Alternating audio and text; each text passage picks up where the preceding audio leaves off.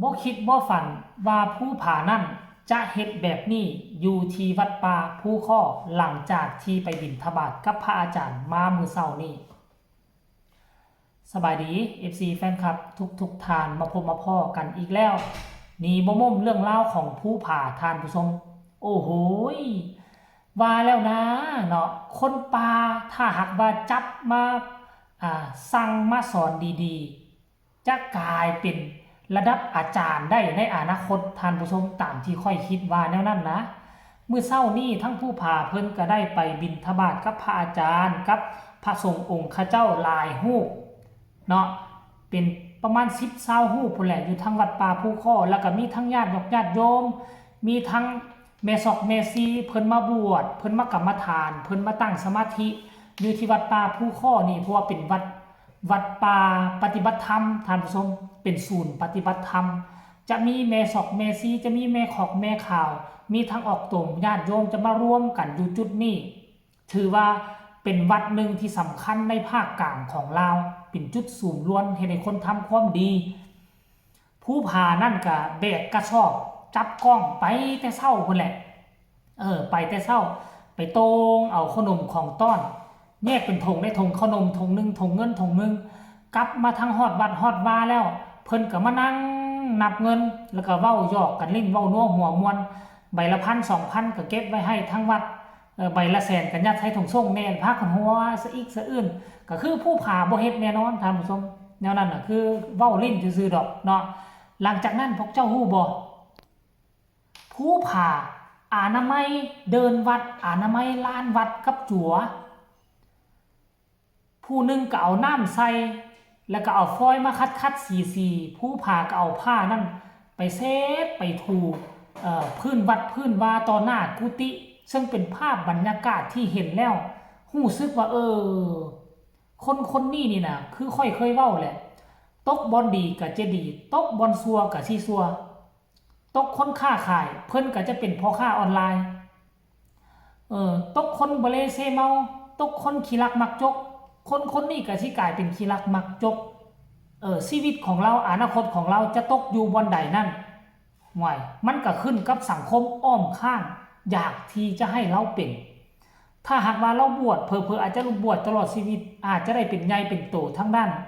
พระพุทธศาสนาก็เป็นได้ท่านผู้ชม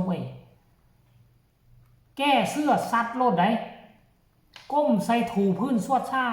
ติทั้งพระอาจารย์ก็เป็นผู้ถ่ายคลิปนี้แล้วก็เอามาโพสต์ลงผู้ผ่าคำกำลังฝึกงานว่าซันเดพระอาจารย์ว่าผู้ผ่าคำกำลังฝึกงานกำลังเป็นเด็กวัดเสร็จถูทำความสะอาดพื้นวัดพื้นวาเวลาพระอาจารย์สั่นเข้าสั่นน้ำเรียบร้อยกับไปอนามัยบาตรให้กับพระอาจารย์ให้กับพระพุท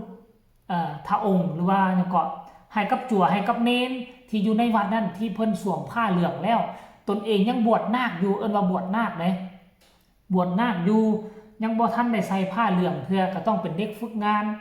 ท่านผู้ชม FC แฟนคลับรายละเอียดเหตุการณ์จะเป็นแนวใดนั่นให้ทุกคนไปชมคลิปนี้น้ำกันสะกอนแล้วจังมาพ่อกันในช่วงต่อไปเชิญชมเลยทุกคนตับมูลว่าไปใบละพันนะอ้วนเลยเหมือนสดละได้ใบละพัน2,000 5,000 10,000ใบละแสนเก็บผลตกน้ำ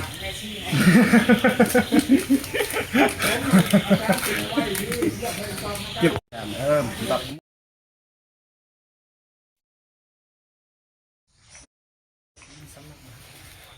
บอกขอโทษ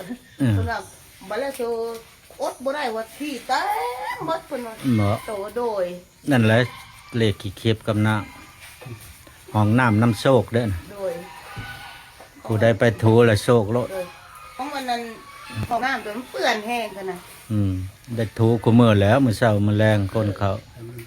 รักษาความสะอาดปัดตาดกอดศาลา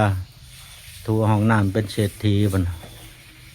สร้างห้องน้ำเป็นเศรษฐีอีกบ่อนปลดทุกข์ปลดยากปลดความลำบากผู้ใดมาก็ถามห้องน้ำเด้เขาบ่ได้ถามก่อนแล้วพระอาจารย์อยู่ไสต้องถามหาห้องน้ำก่อนโลดไปใส่คือกันแล้วเราต้องให้มันสะอาดถูมื้อเช้ามื้อแลงเฮาก็ได้อานิสงส์หลาย เพื่อให้ผู้มาปฏิบัติธรรมกรรมฐานให้ความสะดวกสบายกับเมื่อกับบ้านเฮือนเฮาเมียนเป็นระเบียบห้องน้ำกันมันสะอาดอยู่วัดแล้วก็เมื่อสะอาดอยู่บ้านอยู่เฮือน เห็นแบบนี้แล้วรู้สึกอุ่นอกอุ่นใจทุกคนสังเกตเบิ่งว่าการกระทำของผู้ผ่าไล่สดใน 2-3 มื้อนี้มีบางคนก็เข้าไปถล่มด่าโน่นนี่นั่นว่าบ่เหมาะสมนี่นั่นแต่ว่าพระอาจารย์เนาะผู้ที่คุ้มครองผู้ผ่าอยู่น่ะอยู่ทั้งวัดเพิ่นบ่ได้เว้าเพิ่นบ่ได้ว่าหยังเพิ่นปล่อยเวลาให้เยียวยาหัวใจเพิ่นปล่อยเวลาให้ผู้ผ่ากระทำไปก่อนให้ผู้ผ่าสำนึกและศึกษาด้วยตนเองก่อนแต่ถ้าปล่อยเวลาไปจักคราวคันผู้ผ่ายังคือเก่าคันผู้ผ่ายังบ่เปลี่ยนแปลงในทางที่ดี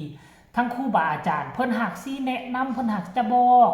อันคนที่มาคอมเมนต์หั่นเป็นระดับจั่วซื่อๆทุกคนเอ้ยเป็นระดับจั่วมาคอมเมนต์ใส่ปานว่าตัวเองฮู้ปานว่าตนเองเป็นพระอรหันต์คันว่าฮู้กะคันว่าตนเองเป็นผู้ฮู้เป็นผู้บวชก่อนก็สิสลาดแน่การสอนคนควรสอนแนวใดบ่แม่นว่าสิมาคอมเมนต์ด่าปก